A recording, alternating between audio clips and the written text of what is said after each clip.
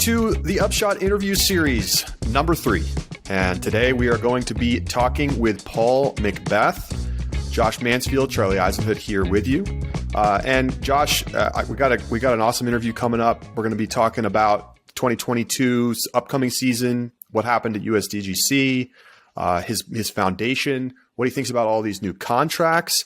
What are you most excited to ask him about? I want to talk to him about his performance, majors, Champions Cup. I'm interested in the golf. I always appreciate hearing McBeth talk about disc golf itself because it's so easy to get wrapped up in all the extras.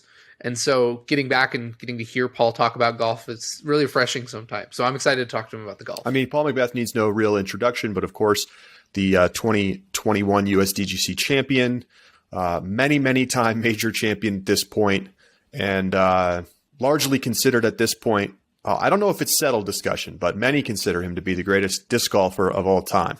So we'll hear from him about some of his goals coming up. He's got an ambitious goal for the World Championships over the next couple of decades. So we'll hear from him about that as well. This is the Upshot interview series. Let us know who you think we should interview next. Email us, upshot@ultiworld.com. We'll be right back with Paul McBeth.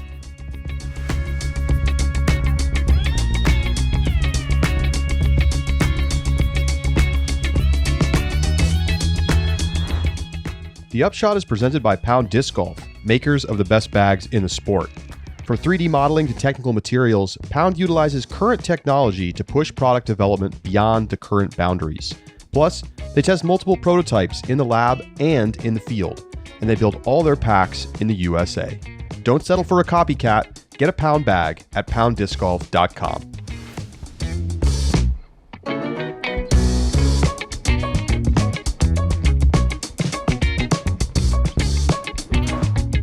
We are joined now by Paul McBeth, the 2021 USDGC champion, among many other major titles to his name. Paul, hello, welcome back. Thanks for having me. So, USDGC, you get this big win. You win putt of the year for your shot on 17, and just an incredible performance down the stretch. Goes to a playoff. Just reflecting back on the end of that season. And winning that major again, what do you think of when you think about that particular tournament?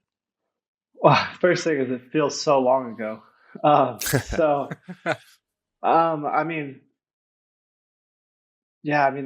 tournament to me was just like, it just felt like such a comeback from Worlds and the situation that happened at Worlds and kind of just redeeming myself again. Both majors, I was tied at the end of them, so didn't win either in regulation. So coming down to the stretch, it just felt like I redeemed myself in the majors category, but also I felt like I put together some pieces of my game that weren't there throughout the year, which was the putting, winning putt of the year right there in that clutch moment. So that's really what I remember from it. It's just crazy to me. It feels so long ago.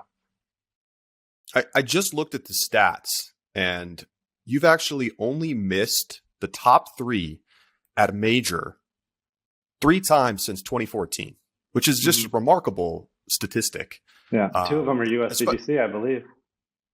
2 of them were USDGC, and I can cite the third. Maybe all 3? Yeah, it was all 3.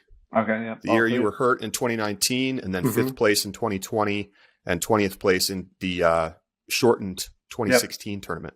Yep. So, do you feel like obviously you've had, tons of success on tour all the time, but, even in this year, like it felt like your best performances came at the majors and, you were so close to winning Worlds. I mean, it took the shot of the year, the actual shot of the year to keep you from winning that one. So do you find more motivation? I mean, obviously more motivation, but do you feel like your game reaches its best points at those majors? Definitely. Those are the ones that mean the most as far as a career. And I feel like with the Pro Tour right now, there's so many tournaments that are like trying to fight for the prestigiousness of being on the tour year after year, or These new ones are fighting to just like get some recognition and things like that. So I just think the show is bigger on those majors, and like the European Open, even on that. Just when you have that major title, and you do see that presence, I feel like it just sparks something in me to really focus and dial my game down for that week or 2 weeks, depending on how early I'm there.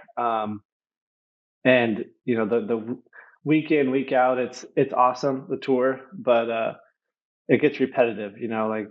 I think this year we play the exact same courses as last year, so that's kind of why I'm jumping over to Europe, or at least hoping to jump over to Europe for a much longer time to kind of see some new things, and kind of try to get that spark back of like, all right, you need to show up for every tournament, not just the big ones. In terms of your USDGC win, where would you say that ranks in terms of importance with some of your other majors? I mean, you have plenty of them to count from, but it seemed like after you made the putt in the playoff, I mean, your emotion was very apparent. Do you feel like that one takes, I mean, kind of near the top of the importance of majors for you personally? It's definitely up there. I don't think it's up there.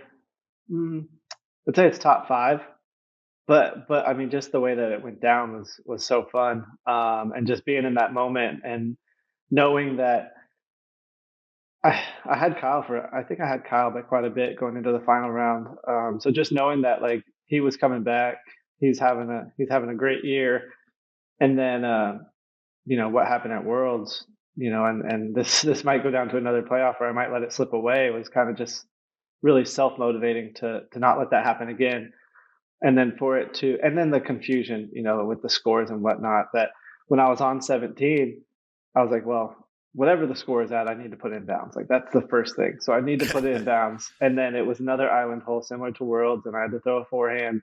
So very similar setup. So just put it in bounds, and I was like, I'm here. I don't know what the score is. If I make the putt, I mean, that's best case scenario. I'm not going to lose anything there. And then stepping up to 18, I still didn't know what the exact score was. So I was like, I need to play it for birdie, because if I birdie it, best case I win, worst case I tie, and then if I par or bogey, then it's like who knows what's going to happen. So I felt like I had to run that one the whole way, and it was just, of course, like that's the moment where there's going to be issues with the UDIS score and such. Of course. When you missed the putt on 18, were you aware the fact that you were going to tie with that miss, or like at what point did you realize, oh, okay, I got a par, it's okay, like we're going to a playoff, I didn't lose right here? Once I added up my scorecard and they said, all right, we're going hole one for a playoff, we're going to do 1, 17, 18. So I didn't know until that moment, until they were like, all right, these are official. Because I was like, is my score messed up? Is this a UDIS glitch? I have no clue what's going on here. So not until we went. So I knew if I finished birdie, then there's nothing more I could have done in that moment. Do you see a solution to avoid something like that happening in the future? It's obviously you really don't want to have a situation where people do not know the score of the tournament with 2 holes to play in a major. Yeah, I mean, I have no clue. Like even if they had the scoreboards, those can still be messed up and such. So I think that's the best way. I don't know if it was a glitch, or if whoever was doing the score input it wrong or whatnot. So it could have been user error at the same time. So I mean, maybe more professional UDIS people, but who knows? So one of the things in this off season that caught people's attention is when you initially put out your touring schedule, Mm-hmm. you had not listed the new PDGA Champions Cup major as one of your tour stops. And, people are like, wow, Paul is skipping this new major. Since then, you have added it to your schedule. Of course, in that time, we have seen them change the format from the stroke play, match play combination to a pure stroke play tournament. Was that the motivating factor for you in deciding to attend this event? Or was this like a not so silent protest? Where'd you come down on this Champions Cup? No, I mean, it was definitely that. Like I wasn't going to play a 4-day 4-round tournament and then and then just, all right, you made the final four. Let's start over and play a match play round. Like, it just seems like that's not the tournament to do that. That's not the tournament, a major title where we should be experimenting with these formats and such. Like, they should. I think that format might be fun somewhere else, but try it somewhere else, not at a major. So I told them, I'm not going to play this format. I'm not going to do this. And even with my schedule coming out, people notice that Vegas isn't on there. But I'm Yeah. just I'm tired of playing these tournaments where we're playing 3 or more courses. And we're traveling across the country at times, and you're getting there, at whatever time. And they're like, all right, you got 3 courses to practice. You got 3 days. It's going to be a 4-day tournament. And you're like, that's not enough time for us to learn these courses and play at our best at the same time. So, I mean, that's why I like to skip that one as well. But yeah, the format was just weird for the Champions Cup, and I told them I'm not going to play it, and they ended up changing it. So I said, all right, now it's a legit major in my mind, so I'll be there. You think you're the reason they changed it? They I didn't heard say that. No, they didn't. I don't think it was. I can tell you, it wasn't just me um, that wasn't going to play it or that wasn't happy about the format. So apparently they heard enough, and I even heard the sponsors and such weren't too happy about it. But I was not the sole reason. The sponsors might not have been happy because you weren't going to be there, but yeah. So maybe I was the sole reason. But so yeah, LVC. This was a problem last year. I mean, people were upset about the lack of sort of ability to practice the courses. They didn't close them long enough. Too many horses, long, difficult to practice because of a variety of reasons. And yet this very similar setup this year. I can't say with any knowledge about whether they've opened up more practice time or not. But this is like the kickoff tournament. We have all of the Europeans coming back. That's not enough to get you out there. No. And that's something I've tried to discuss with them for years. It's like they have an incredible property here, but they elect to put 3 courses, I would say 2 okay courses. Well, I'll say they have 2 good courses and an okay course, to where they can have 2 great courses if they really wanted, and like memorable courses to where they wouldn't even have a bad hole with that property. But they choose to have the 3 courses so they can fit more people and have it. I don't know if they still have them the same weekend, the tournament, the pro and am side, but yeah, I mean, I think they could have 2 great courses there and some of the top in the country, but here we are with 3 still. So I don't know if more people are gonna do that, but I know a lot of the Europeans are coming to get out of that weather as well and just get their tour started. So I don't blame them at all. I would go over to Europe as long as possible too, if I could. In terms of the Champions Cup and the upcoming 4 majors that we're expecting and scheduled to have, do you feel that Champions Cup is as legit of a major as the other 3? And I guess the follow-up question with that is, we've talked a lot about what makes a major, right? Is it just sticking an M next to a title? Or do you feel like there are other factors that need to go into the Champions Cup in order to make it feel like it has the prestige of a major?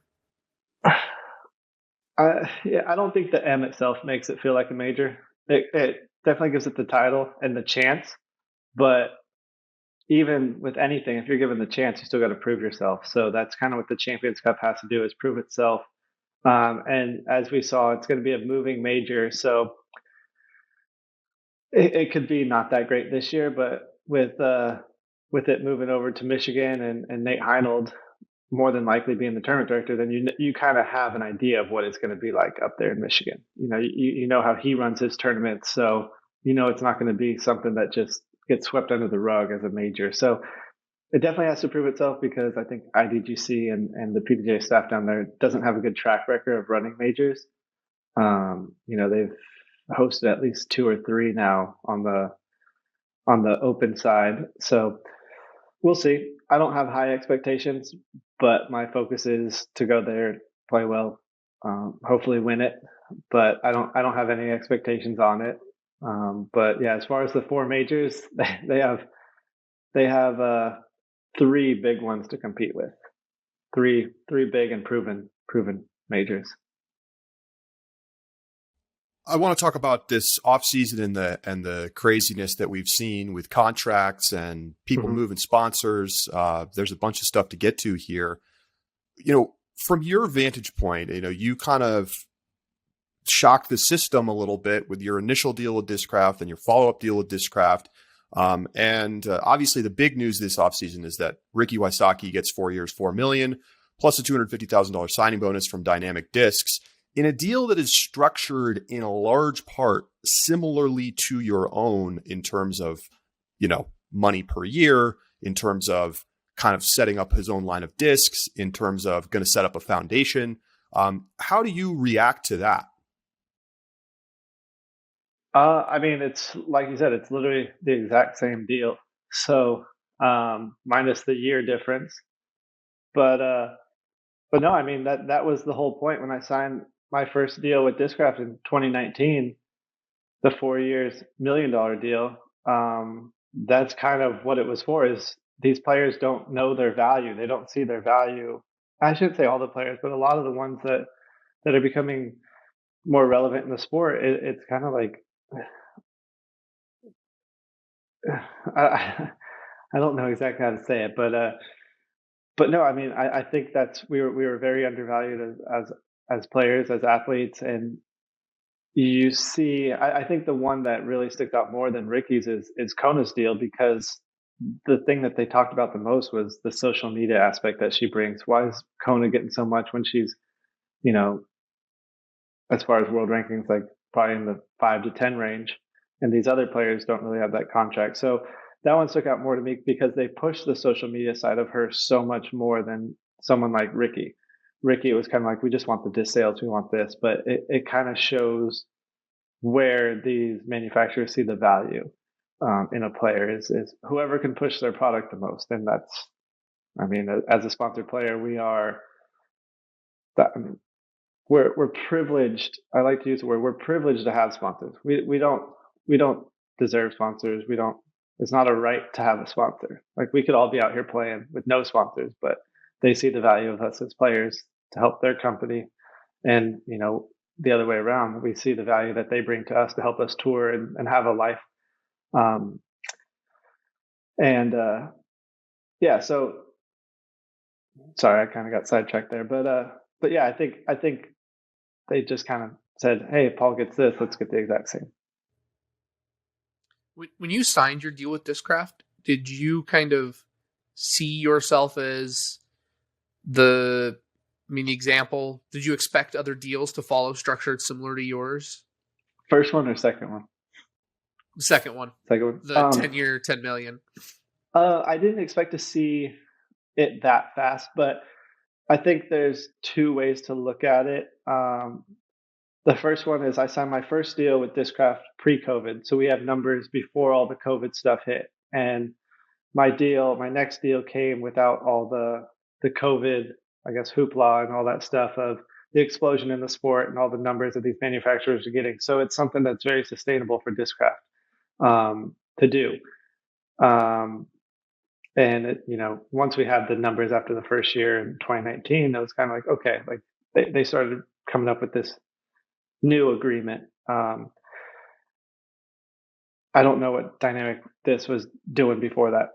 I don't know when they signed this big deal, like, are they going off these, what we'll just keep calling COVID numbers and signing these players to $1.5 million, or are they looking at their numbers prior to this COVID explosion in disc golf?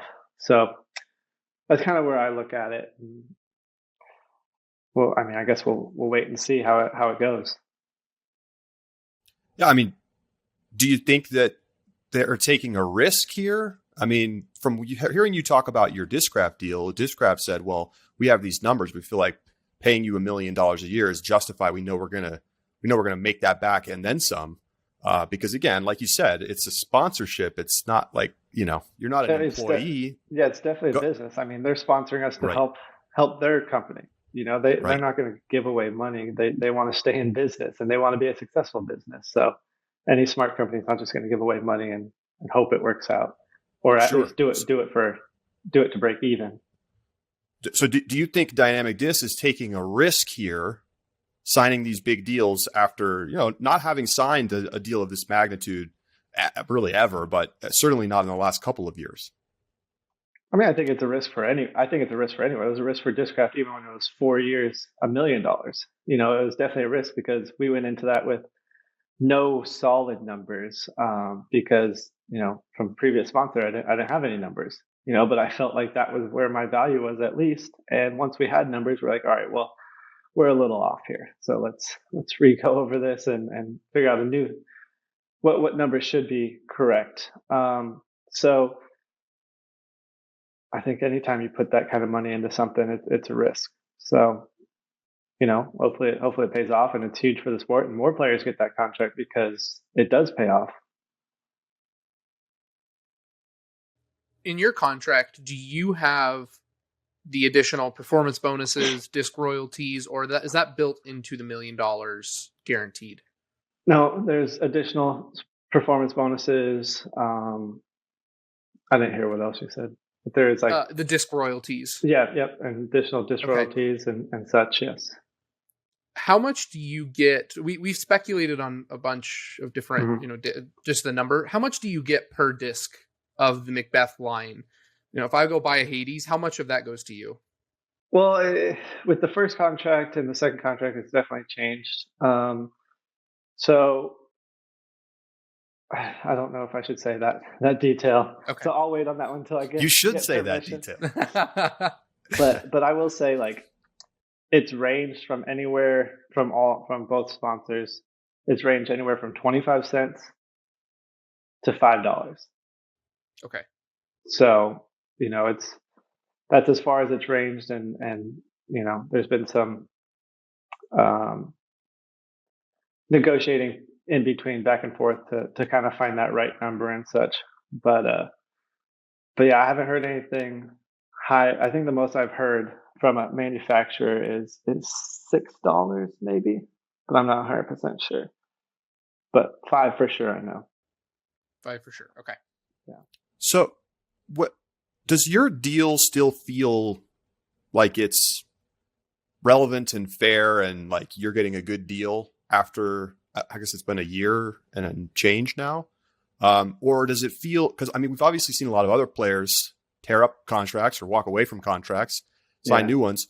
Does yours still feel like, okay, this is a great deal, I'm happy, and I'm not going to be looking to renegotiate anytime soon? Or are you starting to think about wanting to say, hey, Discraft, maybe we should renegotiate again? Well, so that's another two answer question. The first part being, oh man, I completely forgot. What was the first part of your question? Does your deal feel relevant, fair, and well structured? Yeah. So, with my contract, it's open ended. So the guarantee number is the guarantee number. Like, I'm going to make that for sure. So that's kind of like, if I need to buy something or go somewhere, it's like, all right, this is how much I make a year. Like, I'm getting a check for this amount this month, every month, and then it's open ended because you never know. Like, with the growth of the sport, you don't want to have, I'm getting $1 million and that's all I'm getting. It's weird saying that number, but I'm getting this and that's all I'm getting. But yeah, there is in the contract to renegotiate every 2 years, and it can only go up. It can't go down. So, you have built-in clauses on biannual basis. Yeah. So you'll renegotiate at the end of next season, basically. Yeah, this is the first year of the new one. Yeah. Yeah. So every 2 years, because it's been crazy. Well, just because the year changed right now. So, right. But yeah. So every 2 years. Got it. So another contract that got signed, Chris Dickerson, and there you guys are, like walking cool out of the SUV in the promotional video. How much did you have to do with convincing Chris to sign with Discraft? I didn't have to convince him. He wanted. That was some other things on his internal side that it was pretty easy for him. So didn't take much to convince him. But it seems like he's really happy, and he actually had a lot more Discraft than I ever did before switching over to Discraft. So I don't see, as far as playing either, for him to really have a challenge with it. But yeah, he was ready to go. Do you have any involvement when it comes to recruiting new team members? I know Paul Ulibarri is the team captain, but to what extent do you involve yourself in that process? Well, so a lot of players, they tend to come to me if they're in negotiations or if they're trying to get a new sponsor, or hey, I want to get this from this company. What do you think? And such like that. And so I kind of have an idea what a lot of players are looking for, what they get, and I kind of understand what Discraft's willing to do with players, and how they're willing to market and just kind of help a player out and establish, themselves as not just a brand, but as a player in general, and just kind of make them a little bit more comfortable.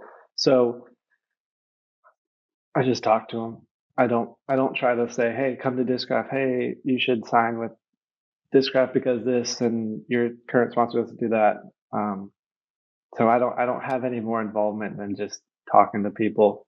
And I've told this to Discraft a couple times too. It's just like I'm very player first. Like if it's best for a player not to go to Discraft, or if it's best for a player to go somewhere else, like that's what you should do, and that's what you need to do.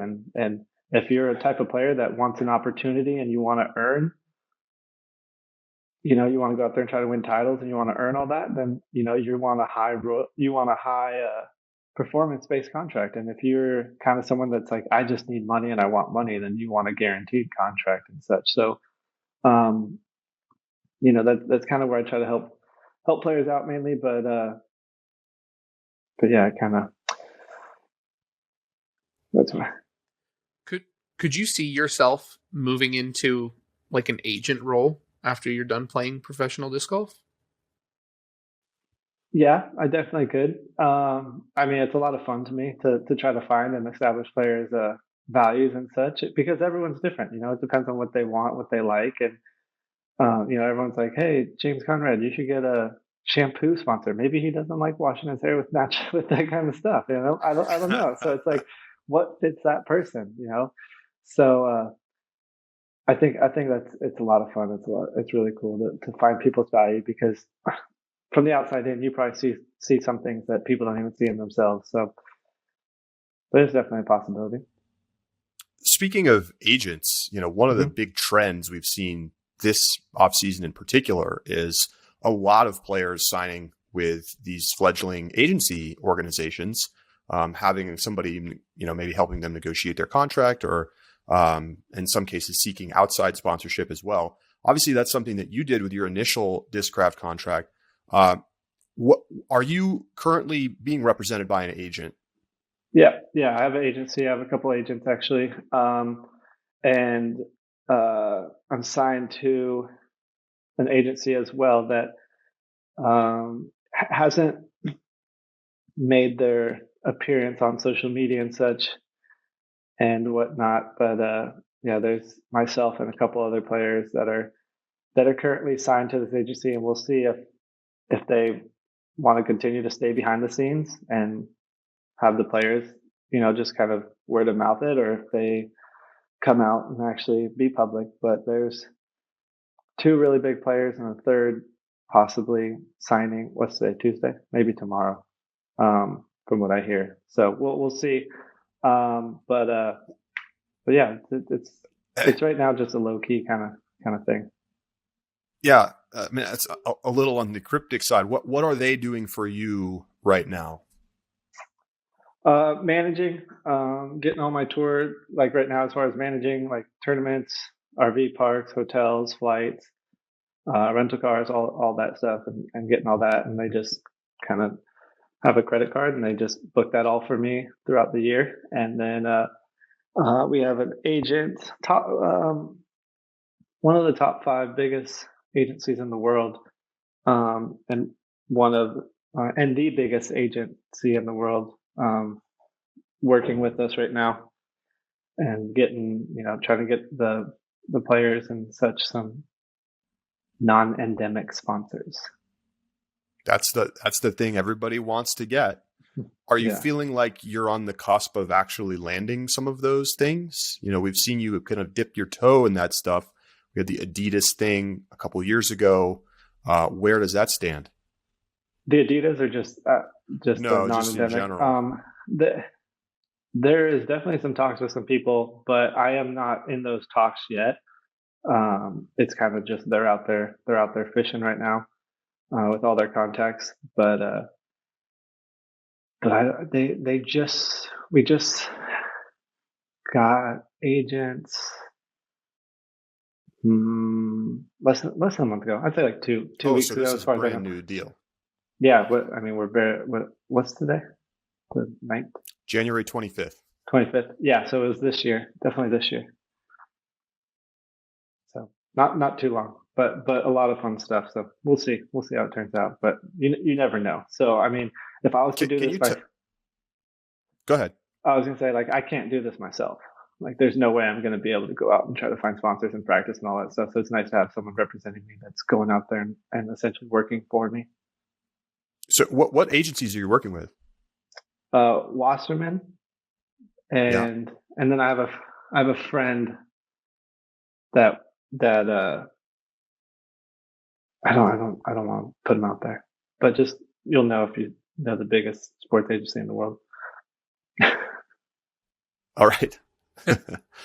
What do you think the future of player sponsorships in disc golf looks like? We just did a panel on this, and you texted me afterwards and had some Oh thoughts. yeah, So I'm curious. I'm curious for what you would say to that idea as you kind of look ahead. Like, do you think the kind of the deal that you signed is the model going forward, or that we're going to see things shift as we get into this new decade? you saying with disc manufacturers or Let's say more within disc golf. Yeah. how Or do I think? unless you think that non-endemic will become the norm. I don't really see that anytime soon, but Yeah, I mean I think it's up to every individual. You know, there's going to be probably those ones where they want high royalty on their discs and they don't want to take a guaranteed amount because some people don't need the guaranteed amount. You know, if you're like I'm willing to bet on myself and take a high royalty like that $5 or $6 range, then you can just try to sell a disc and make your money that way if you don't need it month to month. But if you're someone that's like, I have a house, I need to get a car, I need this, and you need like a monthly check or bi-weekly or whatever. So you need a guaranteed.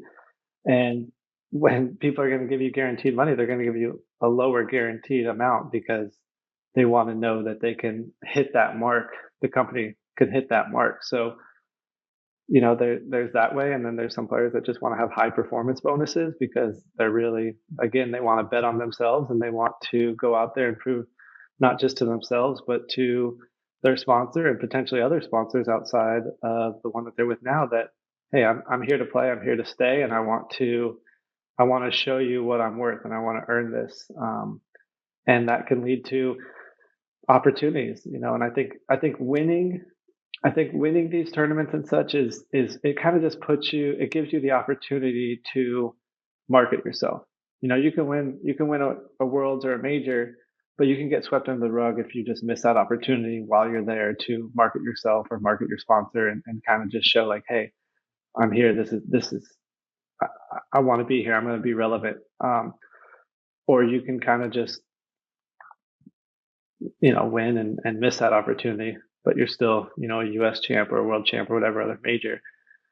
But I think, there's all sorts of opportunities in disc golf. And again, it's like, as long as you're bringing these companies money in some way, then they're going to want to keep you around. So it depends on what your value is to a company, not only just winning, but, like they said with Kona, like keeping a strong social media and helping their business grow. So I can see them continuing to go up. And I think I said this a few years back that I feel like manufacturers sponsor too many players to where it's kind of just kind of just flattens it all out to where if they really want their top players to get out there and do as much as they can, then it's going to have to, funnel towards the bottom a little bit more, or funnel towards, I shouldn't say the top, but just kind of funnel towards the touring players a little bit more. But But yeah, I think the sport's going to continue to grow how it is now, and the disc golf pro tour and the media side of that is definitely pushing it a lot and trying to get it in front of more eyes, because I'm sure they want to get some primetime spots, because that puts their name and their brand right there as well. And as us as players, we want that too, because like I said earlier, it's more non-endemic eyes on us. So we'll see. Uh, just a quick two quick hitters here before we move topics. Are you willing to share how much you earned in 2021? And that can be aggregated across your various sponsorships and whatnot. Yeah, I mean, between everything, I would guess between I'd probably say like 1.5 or maybe a little bit more. That'd be my guess off the top of my head. Yeah. But I'm not 100% sure with all the other sponsors and such, and earnings. That's all. What is it? Net gross income. Yeah. So Right. So yeah, I wish that's how much you actually make. I can tell you it's nowhere near that. The tax man is coming for a good chunk of that, especially when you're self-employed. So 1099. That's right. Yeah. So Yeah. Sounds like a lot, but it's really not. It's still a lot. Sure. But so I get your point, though. Yeah, I mean, when you're an athlete, you kind of got to get as much as you can now, because you never know how long your career is going to be. So you got to make that. You play till you're 40. You got to make that last another 40 years. So it's tough.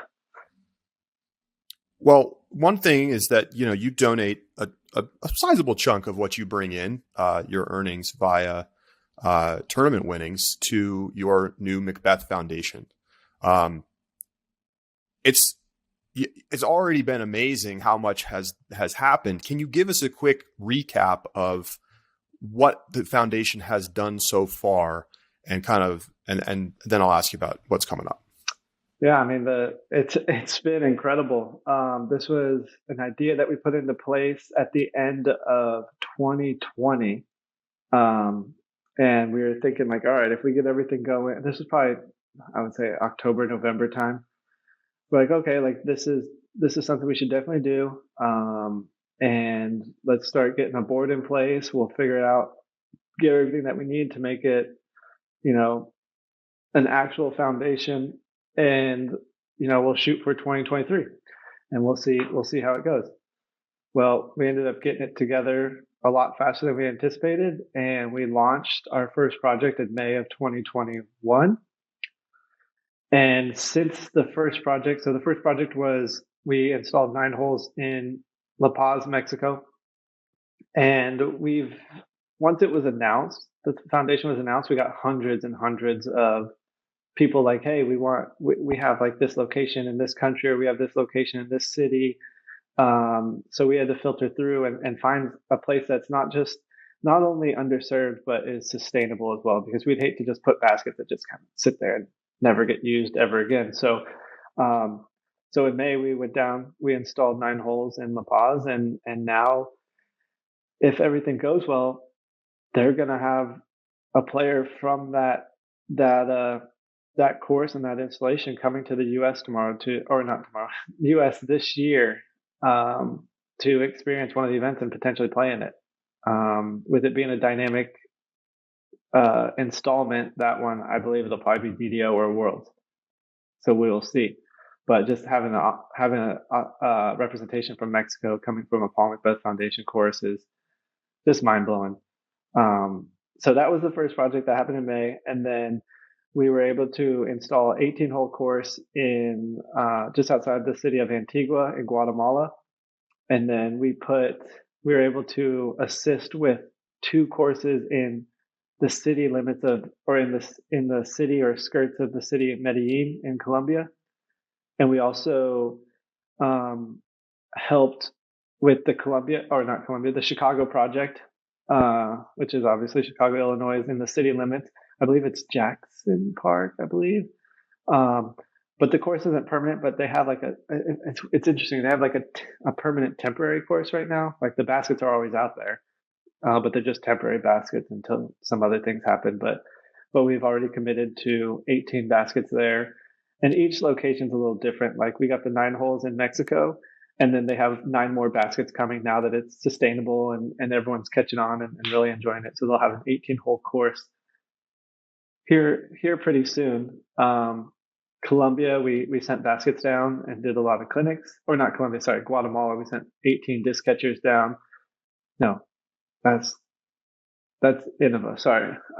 We sent 18, Discraft sent 18 baskets down to Guatemala, and we got a course there on an old abandoned golf course, and we were able to go out there and do a lot of clinics with kids and adults from the indigenous tribes and the Mayans and such. So that was really cool. And then in Colombia, we didn't ship baskets, but we helped fund the making of baskets down there. So they were able to make all their baskets and potentially put in some more courses as well. And and then Chicago, we're still waiting on the approval to install, but that'll be a Discmania project. What do you see as your goal? Do you have a number? How many courses you hope to put in over the next defined timeline? Yeah, so I would say for we just had our yearly meeting not too long ago, and I think our goal is to install 100 baskets within the next 3 years. So depending on how many courses that breaks down per year, or how many 9 holes versus 18 holes, we don't know, but the goal is 100 baskets within the next 3 years. So we're continuing to line up projects, and to me, I think personally, a success would be similar to this year, is doing 3 to 5 projects a year. And if we can do more and make it sustainable, then we would love to continue to do that. But it's not easy finding locations that we feel like are going to be sustainable and actually be used the way that we hope. But we're going to continue to find these underserved areas and bring disc golf where it might not be, and just give people opportunities. Like disc golf has given me such a huge opportunity. It's given me a career path, and maybe it gives some of these people a career path, not just as an athlete, but maybe as a course manager, course designer, all the other opportunities that come with disc golf. Do you expect to continue to focus on Latin America? No, that's just how it happened. Yeah, those were just the ones that we saw right away that were pretty sustainable and ready to do this. I think next year there's on our list, we have 2 that are pretty solid that might be somewhere in Europe. Hopefully another one here in the US, and maybe Asia somewhere. But I'm not 100% sure. It's all the guys behind the scene that are getting that together and making sure that we can do it. But yeah, right now it doesn't even look like we have one down there next year. Got it. So I had one other question on this. You've gone to all of these installations or been down and involved in some way. Obviously, with presumably the pace of projects picking up and then the tour season, do you expect to continue to kind of have a personal hand in a lot of this, or do you think it's going to start to get handled more by the staff, with just you being kind of on a board level oversight? I think it will soon have too many for me to go to personally. But I think there's definitely a possibility for other top players that, if this is somewhere they've really wanted to go and they want to teach disc golf and they want to just kind of find that experience, because sometimes it's so enlightening to so many people to just give the opportunity that they've been given to others. So, some of these projects that we announced might be like, I know like Juliana Corver, for example, really wanted to go to Colombia because her freestyle background and her Frisbee background, a lot of the people in Colombia are in ultimate Frisbee or freestyle.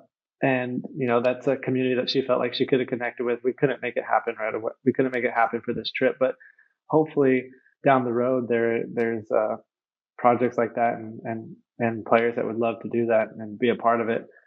So if there are other players, and I might not have to go. I don't have to go to any of them really, but I really enjoy going. But if you look at my schedule too in Europe, I have 2 off weeks while I'm there. So if we do get some projects, I'll probably go while I'm over there and go help. And I shouldn't say that we designed the course and installed the course, but more teach disc golf. Like with the Guatemala one, we had no. Well, that's not true. We had 2 people that went out there and kind of scouted the area and helped with the course design, not me. But the Mexico one, I definitely did the entire thing. I have a prediction. And I want your take on my take. Okay. I think we're going to have a at least one Colombian player that's touring in significant tournaments in the U.S. and Europe within 5 years. It wouldn't surprise me. It wouldn't surprise me because I think, you see with Brody Smith what he's doing right now in his Frisbee background. It wouldn't surprise me with the amount of Frisbee talent that they have down there, that someone could go off and do that. So yeah, that would be cool. I'm really excited to see what Mexico can do because they had no clue down there in La Paz. So I think your prediction will come true. And so in La Paz, you mentioned you got to play. There's a player that's probably going to come up to a tournament, and then the course is expanding. How much is the course getting used? I think UDIS has numbers on that. I don't personally know, but fairly frequently, like a lot of rounds on it. That's awesome. Yeah, UDIS definitely put a stat out there, and it's in the top 5 in Mexico. Wow, that's awesome. Okay, speaking of Brody, you recently divested from Foundation Disc Golf, a venture that you brought Brody into, in fact. I've seen the explanation that you put on Instagram. I don't know that I was super satisfied with it. I know, you're a savvy business person. You have a company that's growing. Why step away from that? You don't have to be hands-on day to day, so why leave? Well, so with Foundation, when I started it back with Hunter and Zach, we wanted the business to grow. Like our goal was to grow the business and put everything into the business. So we were active owners. We weren't taking money. We weren't taking dividends. Anything that was made would go right back to the business. And that was that way for the first year for sure. And then I think Brody got in at year 2 or 2.5. And that was how it was. It continued. So me being on tour, having a lot of other things, the McBeth Foundation, things at home, and then just everything. Like I'm not active, and I can't be an active owner without being active. So just better for the company for me to kind of just step away and let them run the show and not have me, be involved in the, hey, you have to make a decision because you're such and such owner, and whatnot, or we need you here and all that stuff. So with that, it was just way too difficult. And the time commitment that they put into it, like they're there now that Brody's in Virginia, they're there every day from, I guess, 7 or 9 till they close at like 5 or 7, whatever time they close. And then they got their podcasts that go on after. So they're active, and I don't have that kind of time to do that. So we just felt like it was best to just kind of go separate ways, and they're still going to be there. They're still going to be doing all the same things. You won't even, well, I mean, you might know that my presence isn't there, but the company is going to run the exact same. So you're not even going to know, you're not even going to see a difference, because I wasn't there to do any of that stuff. Okay. Yeah. But I think I feel like there's more behind the scenes, Paul. Well, I think a lot of people, when we first started, asked about like, oh, there's no way Paul was doing boxes. Like the company started in my basement. Like that was one thing that was fun, was going down there and boxing everything and getting the discs and filling them and then packaging them up. So that's when I was at my peak of with the company, was I just loved doing that and filling all the orders from the early time. But now they're in a huge warehouse, and I can't be there. Like I'm in Florida right now, so like I wouldn't be Yeah. able to do this if I was still there. So I could just go down there and go down wherever I want and focus on playing. So recently, we haven't gotten the chance to talk to you about it, but the Disc Golf Pro Tour announces that they're taking over the national tour. Do you feel like this was the right step for disc golf? Are you pleased that the Pro Tour is going to be the only, the only show in town? Yeah, I mean, I think the PDGA and the national tour they just couldn't hold the standard that the Pro Tour was putting out there, and they couldn't get the employees that are needed, and there was just kind of a big disconnect there. I feel like from PDGA to the local clubs that were running the event, to where Pro Tour has a much bigger hand in it when they're a part of the events. Like they're there on field, like they're there at the course a week prior, setting it up, getting it to look a certain way with all their sponsors, their banners, and just everything that they bring. And then on top of that, the media of the Pro Tour, which I think National Tour very lacked pretty heavily. And so I think I think it needed to happen, and we'll see what it looks like this coming year. But yeah, I mean, I think PDJ also has their chance to redeem themselves with the major coming up as well, to show that hey, look, we've been doing this for years. We can still run a tournament. Right. The schedule in the U.S. is very similar again to what it's been the past two seasons. You mentioned the kind of maybe some frustration with that being a little bit stagnant. Do you feel like you're kind of bummed that you have to go to a lot of the same courses again this year? I'm not bummed that I have to go to the courses. Like a lot of the courses on tour are a lot of fun, but it's nice to mix them around, switch them around a little bit. Like why? I think we can also switch the dates around on some of them. Like I think it'd be cool to be in the summer in New England in the summer or something. When it's still mildly cool instead of when it's starting to get cold. But it's whatever. I like to play the tournaments anyways. But yeah, I think courses are going to start popping up, and I think everyone's talking about this Eagles Crossing course. It's like, oh, that could be a future major, that could be a big event. So where's that one going to fit in after it runs the tournament? That they're not going to be able to keep squeezing in all these courses. Some are going to get knocked out. So right. Well, you're skipping the All-Star event that's coming up here in a couple of weeks. Obviously, your tour starting in March, it doesn't exactly make a ton of sense from a logistical standpoint. What would have gotten you to show up? Maybe a little bit more of a heads up. I planned a vacation with my family prior to the All-Star event being announced. So, there is the luxury of being a disc golfer to where we could literally just leave tomorrow if we wanted to go somewhere. But, like my family, they have to take time off, get vacation days and such. So for me to meet them somewhere, they have to plan months in advance.